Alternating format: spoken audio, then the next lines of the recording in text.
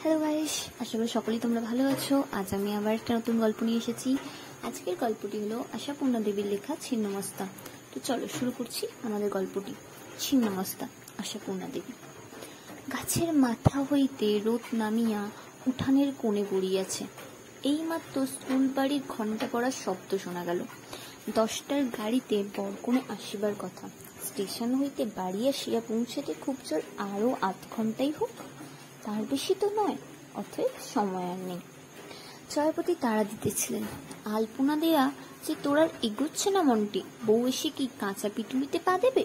আলপনা শুকিয়ে ফুটফুটে করবে, তবে না বউ ছত্তরের বাহার। মনটি কলকাতার মামার বাড়ি থাকিয়া স্কুলে পড়ে। সম্প্রতি রবীন্দ্র জন্মোৎসবে আলপনা আঁকিয়া নাকি বিশেষ খ্যাতি অর্জন করিয়া আসিয়াছে। অবশ্য তাহার সহপাঠিনী মল্লিকা ঘোষ নাকি সমস্ত ক্রেডিটটা মন্টির চাপার কুলির মতো আঙুলের ডগাগুলিকেই দেন। কিন্তু সেটা একটা ধর্তব্যের কথা নয়।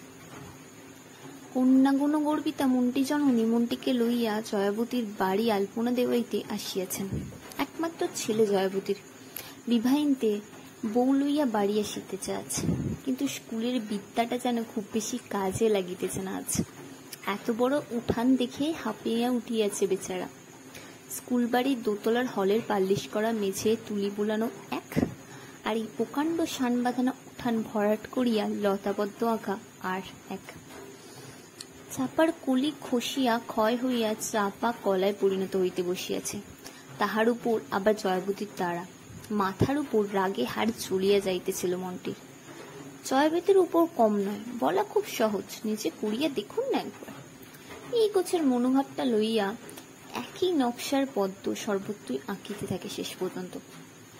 আধুনিক, অতি আধুনিক যাবতীয় আলপনার নকশা জানা ছিল তার, কিছুই আর মনে পড়ে না। এদিকে হাত নিষ্পিস করিতেছে জয়াবতীর।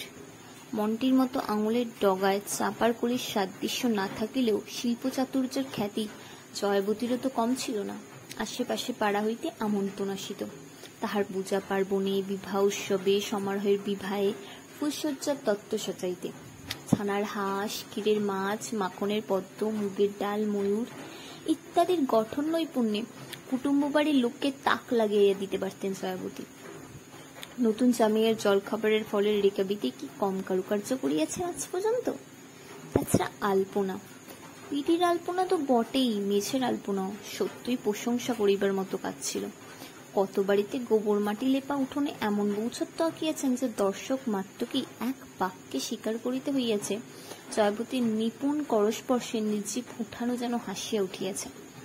আরে তো শান বাঁধানো উঠান, যে উঠান ছেলের ম্যাট্রিক পাসের বছর নতুন করিয়া বাঁধাইয়াছিলেন জয়াবতী, বউ আসিয়া দাঁড়াইবার আসন্ন মধুর কল্পনায়। কিন্তু ছেলেবেলা হইতে পরের বউয়ের বৌছত্ব আঁকিয়া আঁকিয়া হাত পাকাইলেও নিজের ছেলের বউ আসার সময় আর শুভ কাজে হাত বাড়াইবার অধিকার রহিল না। সে হাতে বিধাতা কোপ মারিয়া দিয়াছেন।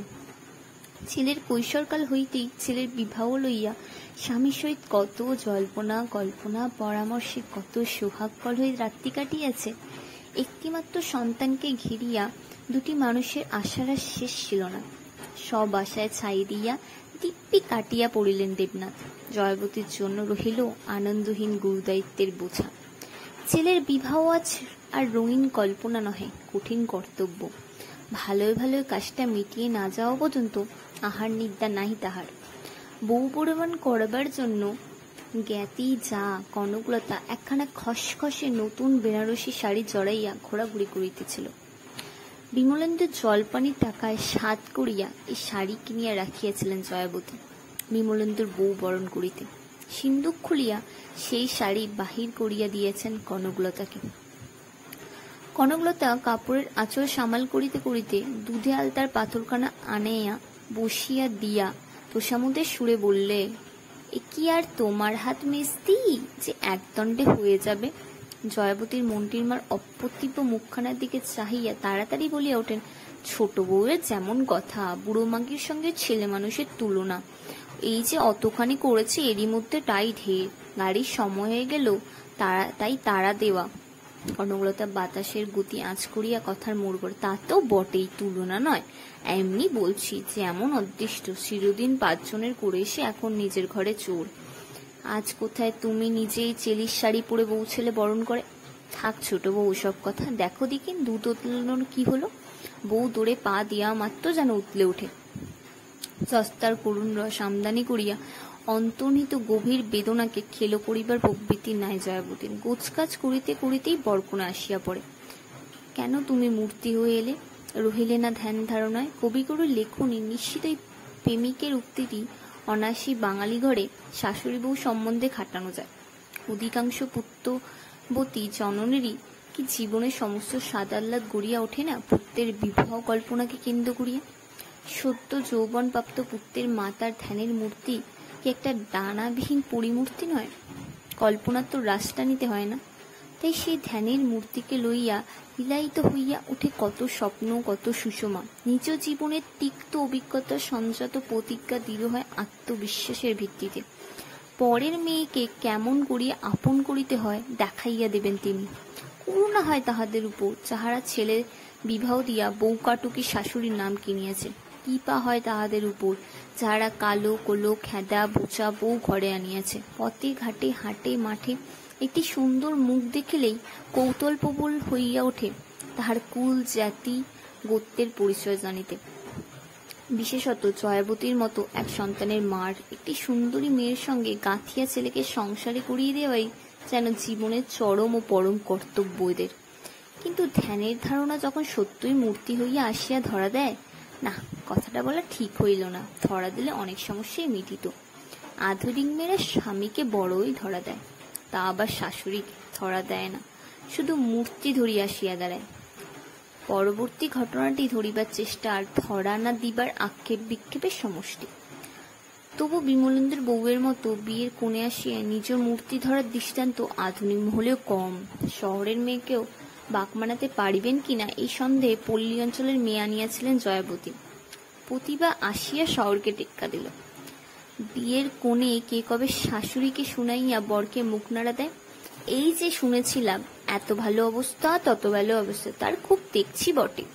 বাড়িতে এমন একখানা বড় আয়না নেই যে দাঁড়িয়ে চুলটা বাঁধি। ঘর সংসার গুছিয়ে তবে ভদ্রলোকের মেয়েকে ঘরে আনতে হয়, বুঝলে। বাহারের মধ্যে দরজা জানলায় ছেঁড়া কাপড়ের পর্দা ঝোলানো, হাসি পায়। দালান ছাড়তে দিতে কথাটা কানে গেল জয়াবতীর। ধাক্কাটা প্রথম, তাই চলন্ত হাতটা হঠাৎ যেন অবশ হইয়া আসে। এ পর্যন্ত এই অঞ্চলে সাজনে গুছনে শৌখিন বলিয়া খ্যাতি ছিল জয়াবতীর। জয়াবতীর ভাড়ারে প্রত্যেকটা টিন রং করা মাফিকসই। সিল্ক আলমারি, বোতল, কাঁচের জারের পাঁচুর চেয়ে ছকছকে চকচক। জয়াবতীর ঘরদোর ছিমছাম, ফিটপাট, টাং, বাঁশ, সিন্দুক, দেরা সব শাড়ির পাড়ের ঘেরা টোপে ঢাকা। বিছনা ফর্সা, বালিশের ওয়ারে ঝালর। এসব আবার এদেশের কজনের আছে? সম্প্রতি বউ আসিবে বলিয়া নিজের পুরানো আমলের ভয়েল শাড়ি কাটিয়া সমস্ত জানলা দরজায় পর্দা লাগাইয়া তো পাড়ার লোকের ঈর্ষাভাজনই হইয়াছেন। লোকে বলে, বউ আসছে, বউ তো রানী আসছে না, অত বাড়াবাড়ি কিসের? জয়াবতীর সেই স্বাদের গৃহসজ্জা দেখিয়া বড় মানুষের মেয়ে নাকি হাসি পায়। বিমলেন্দু কি উত্তর দেয় শুনিবার জন্য কান খাড়া করিয়া রহিলেন জয়াবতী, কিন্তু গলা শোনা গেল না তার। জলপানি পাওয়া গ্র্যাজুয়েট ছেলে জয়াবতীর ক্লাস 9-এর দাপটে বোবা বানিয়ে গেল নাকি? তা বোবা ছাড়া আর কি, বারে বারে প্রতিভার কণ্ঠস্বরই তো কানে আসে। এই অজপাড়া গায়ে থাকতে হবে মনে করলেই তো আমার আত্মাপুরুষ খ্যাতছাড়া হয়ে আসছে। কি বললে, আমাদের হুগলি পাড়া? বা বেশি বকো না। কিসে আর কিসে? হুগলিতে কি নেই শুনি? কলের জল, লাইট, ফ্যান, কিসের অভাব? বাবার যেমন কাণ্ড, বিয়ে দেবার আর দেশ পেলেন না, ত্রিবেণীতে বিয়ে। আবার তো শুনেছি সাংঘাতিক ম্যালেরিয়াও আছে, মরবো আর কি। চিরদিনের শান্ত শিষ্ট জয়াবতীর শীতল রক্তে হঠাৎ যেন আগুন ধরিয়া যায়। যে ছেলেকে কোনোদিন উঁচু কথাটি বলেন নাই, তাহার সম্বন্ধে একটা তীব্র কটূক্তি মনে মনে উচ্চারণ করিয়া বসেন। জীব কি পক্ষাঘাতগ্রস্ত হইয়া গেছে বিমলেন্দুর? তাই একটা উত্তর জোগাইল না। কি করবেন? পর্দা ঠেলিয়া জয়াবতী নিজে তো আর ছেলে বউয়ের ঘরে ঢুকিয়া উচিত মতো উত্তর দিতে পারেন না বটে। এই প্রত্যেকটি কথা সমুচিত উত্তর অবিরত মনের ভিতর পাক খাইতে থাকে। পরিপাটি করিয়া ঝাটপাট দিয়া ছকছকে মাজা ঘরাটি লইয়া খাটে যাইবার সামর্থ্য স্পৃহা দুই চলিয়া যায় জানা। এই বউ হলো বিমলেন্দুর? জয়াবতীর দীর্ঘ তপস্যার ফল পায় আজীবনের আশার কুসুম। তবু মুখোমুখি কিছুই বলা চলে না, ব্যবহারে 19-20 করাও শক্ত। বিমলেন্দুকে যে বলিবেন কিছু, তাই বা সম্ভব কোথায়? বিমলেন্দুই যদি উল্টে বলিয়া বসে, ছেলে বউয়ের ঘরে কি তুমি আড়ি পাততে গিয়েছিলে তখন? অতএব মনের রাগ মনে চাপিয়া প্রত্যয়ের মতো বৈকালিক জলযোগ সাজাইয়া লইয়া সিংহপূর্ণ কণ্ঠে ডাক দিতে হয় বউকে। অল্পাহারের কথা তুলিয়া অনুযোগ অভিযোগও করিতে হয়, কিন্তু ভিতরে ভিতরে সমস্ত তিক্ত বিরস হইয়া থাকে। বউকে আপন করিয়া লইবার সাধু সংকল্প এই একটিমাত্র ঝাপটায় কোথায় উড়িয়া যায়। 13-14 পরে বধূকে পিত্তালয়ে পৌঁছাইয়া দিয়া কলিকাতায় ফিরিয়া গেল বিমলেন্দু। জয়াবতী যেন মুক্তির নিঃশ্বাস ফেলিয়া বাঁচিলেন। কিন্তু কেন এমন হইল? বিমলেন্দুর জন্য পান কেমন করিল না কেন জয়াবতীর? বিমলেন্দুর বিদয় বেদনাটা যেন ভাষা ভাষা ঝাপসা। উৎসব শেষে নিমন্ত্রিত ব্যক্তির বিদায় লওয়ার মতোই যেন স্বাভাবিক ঘটনা। নতুন বউয়ের মতো বিমলেন্দুও যেন একজন অভাগত মাত্র। অথচ বিমলেন্দুর পাঠ্যাবস্থা হইতে এই বিদায় পর্বটা কি এক শোকাবহ ঘটনার সামিলি করিয়া তুলিতেন জয়াবতী। 3 দিন আগে হইতে কান্না শুরু হইত তাহার। এজন্য স্বামীর কাছে কি কম তিরস্কার খাইয়েছেন?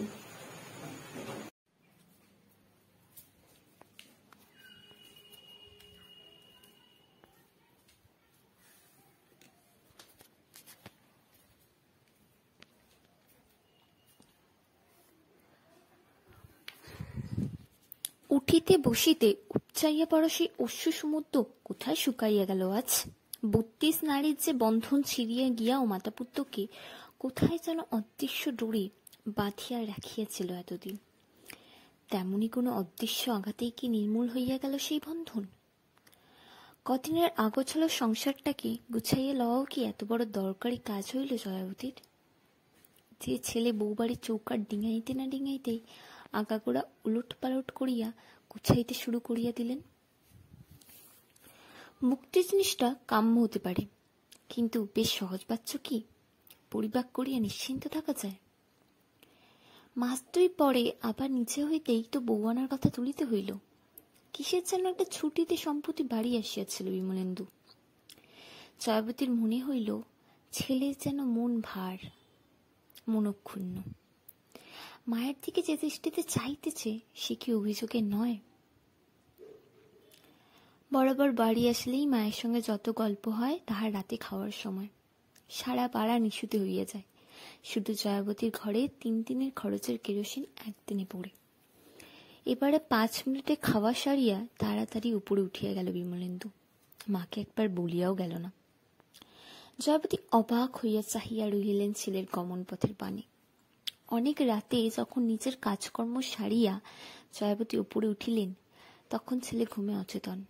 মাথার কাছে চিঠির প্যাড আর কাপ খোলা ফাউন্টেন পেনটা পড়িয়াছে। হারিকেনের সামনে একটা বই আড়াল করিয়া দিয়া দিব্যি ঘুমাইয়া পড়িয়াছে। চিরদিনের ঘুমকাতুরে ছেলে। পরীক্ষার পড়ার সময় যেমন হারিকেনে বই আড়াল করিয়া দিয়া খাতাপত্র ছড়াইয়া ঘুমিয়া পড়ত, জয়াবতী আসিয়া আলোটাকে মাথার কাছ হইতে বিদায় করিয়া দিয়া পরম যত্নে গুছাইয়া তুলিয়া রাখিতেন বই খাতাপত্র। আর শুধু বিনা বাক্যে আলোর শিখাটা একটু কমাইয়া দিয়া পাশের ঘরে নিজের বিছনায় শুইয়া পড়েন। ও বউকে লেখা হইতেছিল বাবুর, তাই মায়ের সঙ্গে একটা কথা বলারও ফুসরত হইল না। পরদিনই ছেলের কাছে বউ আনার কথা তুলিলেন জয়াবতী।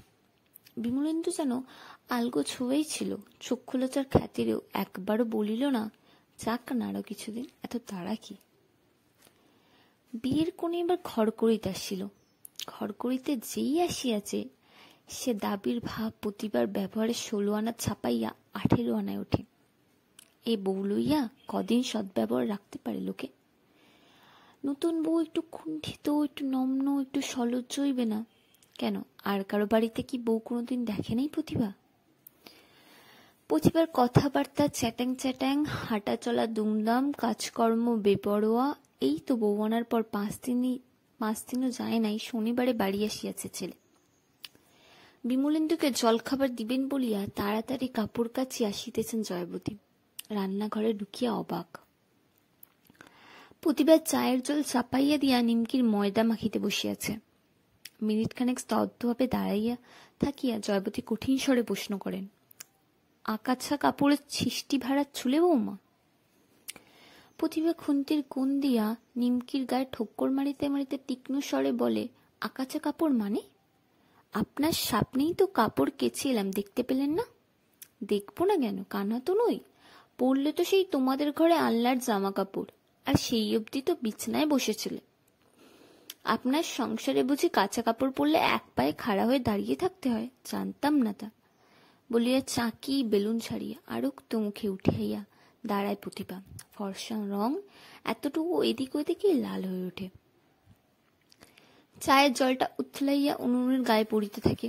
জয়বতী বোকার মতন দাঁড়িয়ে থাকেন। করবেন কি? বউকে খোসামত করিয়া ডাকিয়া নিবেন, না নিজেই তাহার পরিত্যক্ত কাজটা শেষ করিবেন?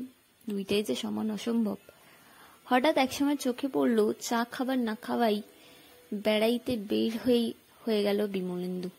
বোধ করে জীবনেই প্রথমবার। বউ যে সাতখানা করিয়া লাগাইয়াছে গিয়া তাহাতে আর সন্দেহ কি? দিন যায় কেমন ধীরে ধীরে দূরে সরিয়া যাইতেছে থাকে ছেলে। আধিপত্য বিস্তার করিতে থাকে বউ। নিরুপায় আকস্মে শুধু চাহিয়া চাহিয়া দেখেন জয়বতী। প্রত্যেক শনিবারে বাড়ি আসে বটে বিমলেন্দু, রবিবারে থাকিয়া সোমবারে ভোরের গাড়িতে কলিকাতা ফেরে। কিন্তু কটা কথা কহিতে পান জয়বতী? চোখে দেখিতে পান কবার? বাড়ি আসিয়া ঘরে ঢুকবার আগে যা তুই একটা মামুলি কুশল প্রশ্ন করে, নিতান্তই দায় সারা সেটা। তারপর সেই যে ইষ্টদেবীর মন্দিরে গিয়া ঢুকিল, আর পাত্তা পাওয়া যায় না ছেলের। রাত্রি 10টায় জয়বতী যখন বিরক্তি তিক্ত কণ্ঠে আহারের জন্য ডাকতেন, তখন নামিয়া আসে বিমলেন্দু, চুপ করিয়া খাইয়া উঠিয়া যায়। চির অভ্যাসের বশে ছেলের রসনাদীপ্তিকর খাদ্যবস্তুগুলির আয়োজন করেন ঠিকই, কিন্তু কাছে বসিয়া মাথার দিব্যে দিয়া সবগুলি ছেলের উদরসাৎ করিবার স্পৃহা যেন অন্যায়। ভালো করিয়া না খাইলে শুধু রাগই বাড়িয়া ওঠে। একদিন তো ফট করে বলিয়াই বসিয়াছিলেন, এবার থেকে বাড়ি এলে বৌমাই যেন রাধে, নইলে খেয়ে পেটও ভরে না, ভালোও লাগে না দেখি। বিমলেন্দু কিন্তু অপ্রতিভর পরিবর্তে মায়ের দিকে জ্বলন্ত দৃষ্টি হানিয়া স্বচ্ছন্দে বলিয়া গেল, তোমার মন্টনগুলো আজকাল কি সংকীর্ণ হয়ে যাচ্ছে, আশ্চর্য। অপমান হতো কালো মুখ লইয়া বসিয়া থাকিলেন জয়বতী। উত্তর জোগাইল না। উত্তর দিবেনি বা কাকে? ছেলে ততক্ষণ উপর কোঠায়। পাড়াগাঁয়ে প্যারাবারেবের প্রথাটা রীতিমতোই আছে, বিশেষত একটা উপলক্ষ জুটিলে। কারো বাড়ি নতুন বউ আসা, তা বেশ একটা বড় দরের উপলক্ষ। বউ কেমন হইল এই কৌতূহল লইয়া পাড়া ঝাঁটাইয়া মহিলার দল বেড়াইতে আসেন জয়বতীর বাড়ি।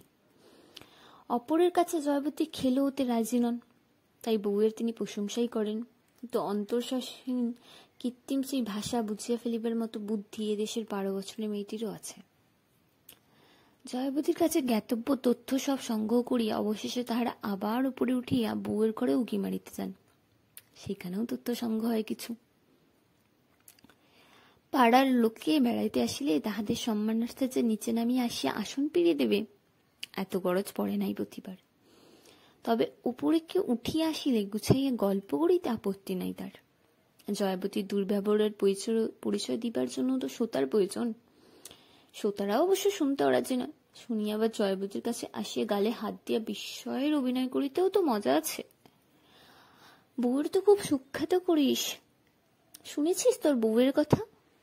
কথাটা বলিয়া লাহিড়েদের বড় কি ন্যাচলের কোণ খুলিয়া তক্তার কৌটোটি বাহির করেন। জয়বতী নিষ্প্রিয় ভাব বজায় রাখিবার চেষ্টা করিয়া বলেন, কেন, কি বললে? শুনলে তো এই রেগে মরবি মেজ বউ, তবে আমাদের শুনলে কষ্ট হয়। আহা, একটা ছেলের বউ মনের মতন না হলে কি কম দুঃখের কথা? জয়বতী উদাসীন ভাবে বলেন, আরে দিদি, মনই তো নেই তা মনের মতন, সেই একজনের সঙ্গে সবই চিতায় গেছে, এখন ওরা ভালো থাকলেই ভালো। আহা, তা তো বুঝলাম, তবু বেঁচে থাকতে হলে সবই চাই। ব্যাটার বউ এসে কোথায় একটু দেখবে শুনবে তা নয়, বউ যেন মনোয়ারি গোড়া। আমি কোথায় ভালো মানুষই করে বললাম, হ্যাঁ গা বাছা, আজ একাদশীর দিন, ছি আসিনি, শাশুড়ি মাগে খেটে মরছে, তুমি বরং বাসন কখানা মাজলে পারতে, মুখ ঝামটা দিয়ে বললে কি কে জানে কবে কি তিথি নক্ষত্র পড়ছে, পাঁজি পুঁথি নিয়ে তো বসে নেই। আমার কাজ ওর পছন্দ হলে তো শোনো দেখি কথা। জয়াবতী অবশ্য অনেক শুনিতে চান, তবু অপরের সামনে দোষারোপে জ্বলিয়া উঠিয়া বলিলেন, হ্যাঁ এখন তো ওই বদনামই হবে। আমার ভারাক্রান্ত ছেলেকেও তাই বুঝিয়ে পায়ের উপর পা তুলে 24 ঘন্টা ওপরের তলায় বসে আছেন। কুটোটি নাড়েন না, পছন্দ মতন কাজ করলেই পছন্দ হয়, কাজ দেখলে গা জ্বলে যায়। চেষ্টাকৃত ভদ্রতার আবরণ খুশিয়ে পড়ে। কেন, কি দায় পড়িয়াছে জয়াবতীর বউয়ের সুনাম রাখিতে? বউ যদি পাড়ার লোকের কাছে নিন্দা করিয়া বেড়ায় তাহার। লাহিড়িগিন্নি গভীর পরিতাপের ভঙ্গিটি গালে হাত দিয়া বলিয়া ওঠেন, হ্যাঁ রে, বিমল যে তোর সোনার ছেলে, সে কিছু বলে না? তেমন সাকরার হাতে পড়লে সোনাও লোহা হয়ে যায় দিদি। কি জানি বাবা, কলিকালার কাকে বলেছে। আহা, 5টা নয় 7টা নয়, একটা ছেলে বউ ঘরে ঢুকতে না ঢুকতে পর করে নিলে মরে যায়। চিরদিনের ভালো মানুষ, তোর কপালে এত দুর্ভোগ। লাহিড়িগিন্নি বোধহয় সহজে থামিতেন না, এমন মনোহর পরিবেশটা গড়িয়া উঠিয়াছিল। আসর মাটি করিয়া দিল নাতনির লাবণ্য আসিয়া। দিদিমা শিগগির চলো, বাবা এসেছে, মাইমা তোমায় ডাকছে। যত মুখরোচক আলোচনাই হোক, জামাই আসিয়াছে, আর বসিয়া থাকা চলে না। লাহিড়িগিন্নি উঠিয়া পড়েন। উঠিতে পারেন না জয়াবতী। হাতের ঘড়া ঘটিটার মতোই নিশ্চল হইয়া বসিয়া থাকেন। আবরণ জিনিসটা একবার খসিয়া গেলে অবস্থাটা হইয়া ওঠে মারাত্মক। চক্ষু লজ্জার বালাই আর থাকে না কোনো পক্ষেরই। জয়াবতী প্রায় প্রত্যহই কাঁদিয়া কাটিয়া পাড়ার কারোর না কারোর বাড়ি বেড়াইতে যান, আর মনের ভার লাঘব করিয়া আসেন। প্রতিভা বাড়িতেই সমবাতে জুটাইয়া আনিয়া সারাদিন শাশুড়ি চরিত আলোচনাতে পরন্ত বেলায় চুল বাঁধে, গা ধুয়ে পরিপাটি করিয়া সাজিয়া ছাদে গিয়া বসে, নয়তো বর্গের চিঠি লেখে।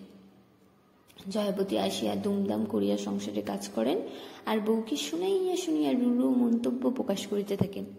বউ কখনো অঙ্কার্য করে ঠোঁট উল্টায়, কখনো পাল্টা একটু কটু মন্তব্য করে, তবু সব সহ্য হয়। সহ্য হয় না বিমলেন্দুর পরিবর্তন। আজকাল আর মায়ের ছেলের কথাবার্তা নাই বললেই চলে, ঘুমুয়াই থাকে বিমলেন্দু। অথচ বউয়ের সঙ্গে যে গল্প ফুরাইতে চাই না, সেটা তো চোখে পড়ে অহরহ। মা বলিয়া তো সমীহ করে না কেউ। তাছাড়া আরেকটি বদ অভ্যাস সৃষ্টি হয়েছে জয়াবতীর। ছেলে বউয়ের ঘরের জানলার ধারে কাছে কোনো একটা কাজের ছুতায় দাঁড়িয়ে পড়া। হায়, কোন জয়াবতীর এত অধঃপতন! সুখ তো তাহাতে নেই, বরং দুঃখই বাড়ে। ঘরের জানলায় কান্না পাতিলে কি কথা শুনতে পাইতেন জয়াবতী? আসল কথা হিংসে। বিধবারা ভারী হিংসুটে হয়, বরাবর জানি আমি। নিজেদের স্বাদ আহ্লাদ সব খুঁজে গেছে কিনা, তাই পরের সুখ দেখলে হিংসায় পান ফাটে। এই যে তুমি আমার কাছে একটু বসো, কি দুদণ্ড গল্প করো, সহ্য হয় না, বুক ফেটে যায়। হয়তো বিমলেন্দু ক্ষীণ একটু প্রতিবাদ করে, কিন্তু সে এমনই ক্ষীণ যে জয়াবতীর কানে আসে না। বউয়ের পরবর্তী উত্তরটাই কানে আসে, আহা তুমি আর বুঝবে না কি? তোমার সামনে তো ভিজে বিড়ালটি, বলি পাড়ায় পাড়ায় নিন্দে ছড়ায় কি বাতাসে উড়ে গিয়ে বাড়ির লোক না রাটালে।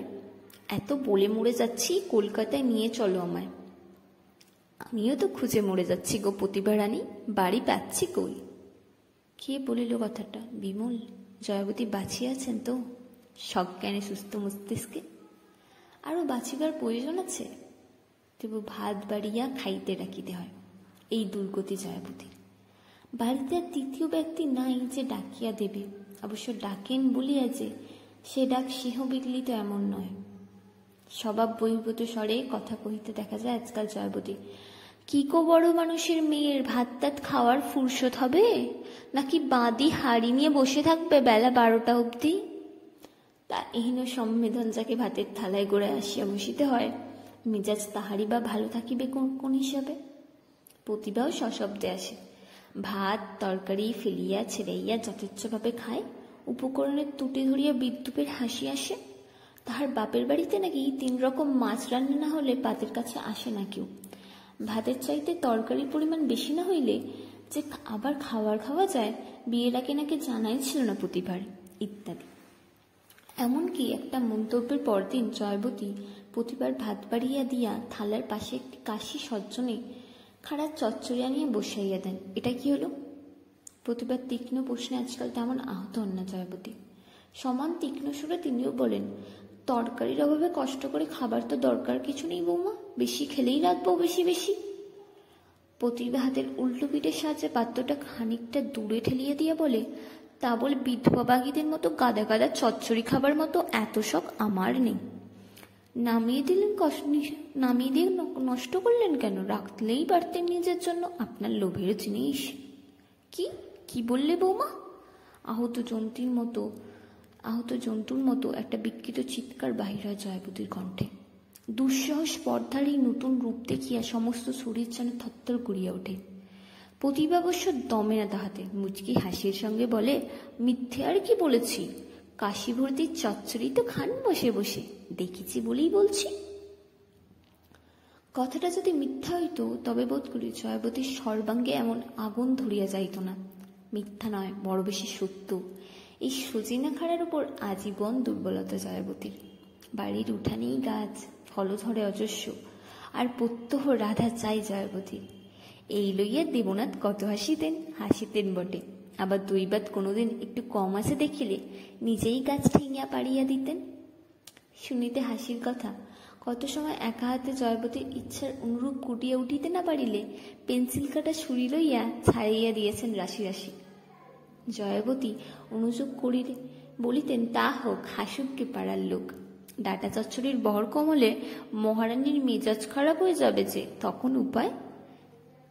কেন, ছাড়ানো কিছু খারাপ হচ্ছে কি? দেখো না, বিমলেন্দু কত দিয়েছে ছেলেবেলায়। জয়াবতীর সজিনা খারাপ পিতি পাড়ার লোকে অব্যতীত নয়। তার নিচের বাড়ি কাছ থাকা সত্ত্বেও যে যার গাছের ডাটা উপহার দিয়া যায় প্রত্যেক বছর। পিতির সেই দুর্বলতাকে লোভ বলে নাই কেউ কোনোদিন। হেনস্তার চোখে দেখে নাই ব্যাপারটা আদরের ছিল। আজ বিমলের বউ আসিয়া সেই বস্তুটার খোঁটা দিল এমন নির্লজ্জ ভাষায়।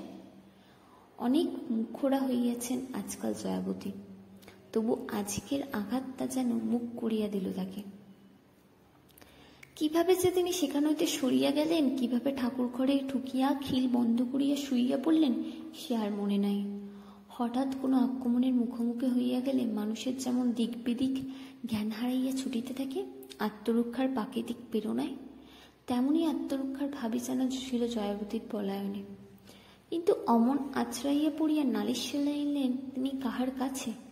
ঘর সংসারে জয়াবতী এমন আকুল হইয়া কবে ডাকিয়াছেন ঠাকুরকে?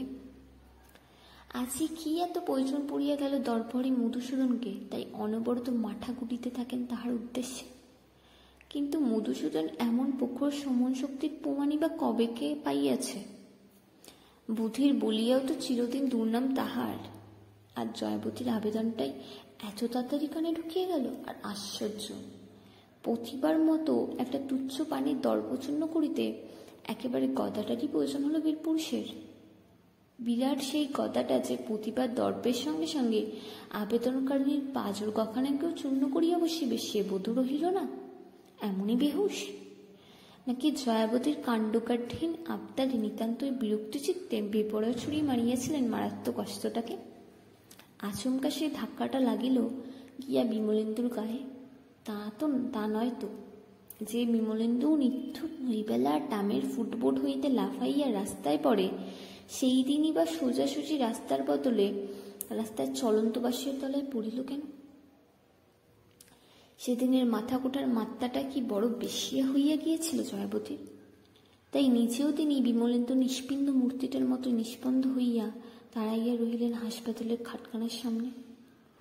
বিমলেন্দুর মৃত্যুর মতো ভয়ঙ্কর একটা কাণ্ডের জন্য মাথা কুটিবার শক্তি আর খুঁজিয়া পাইয়া রহিলেন না। পাড়ার লোককে বলাবলি করিয়াছিল, এ ধাক্কা সামলাতে পারবে না মাগি, পাগল হয়ে যাবে। কিন্তু কার্যক্ষেত্রে দেখা গেল পাগল হওয়া অত সোজা নয়। দুই চোখের কোলে কালির রেখা আর গালের হাড় দুইটা একটু উঁচু দেখানো ছাড়া বিশেষ আর কোনো পরিবর্তন ধরা পড়ে না। এবার একদা দেখা গেল শীত পড়িতে না পড়িতেই চির অভ্যাস বসে রোদের পিঠ দিয়া বড়ি দিতেছেন জয়াবতী। আলাদা আলাদা পাত্রে তেল, পোস্ত আর ছাঁচি কুমড়োর বড়ি। নৈপুণ্যের ঘাটতি কিছু নাই। দেখা গেল শীতের শেষের দিকে নাড়াচাড়া করিতেছেন গোটা আমশি আর কুলের আচারের পাথর লইয়া।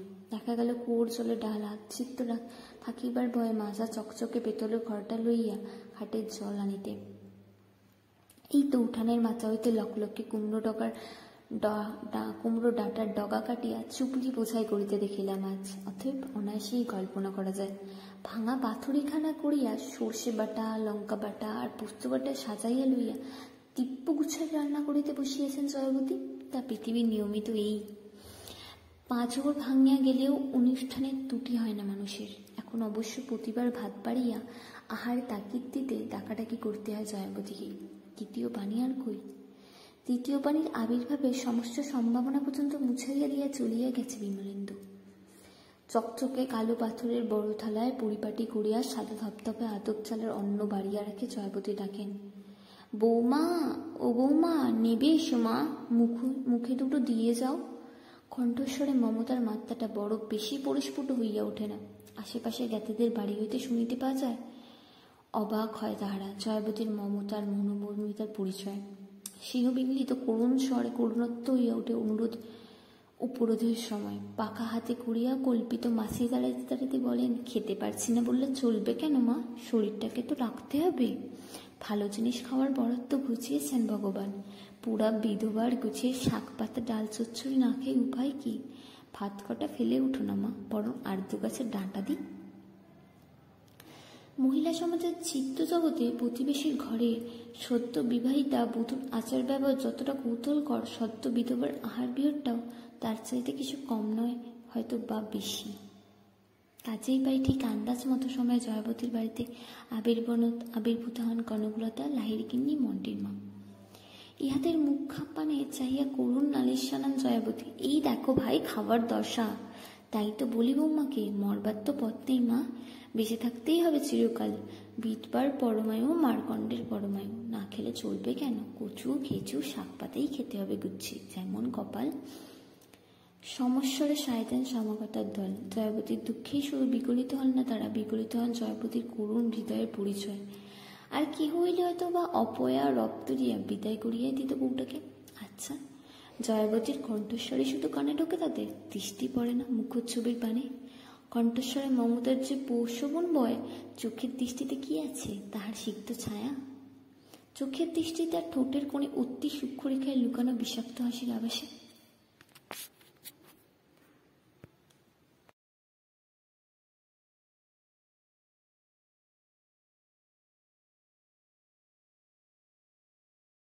ভিডিওটি যদি ভালো লেগে থাকে তাহলে please like, comment and share করে দিও এবং আমার চ্যানেলটিকে সাবস্ক্রাইব করে দিও।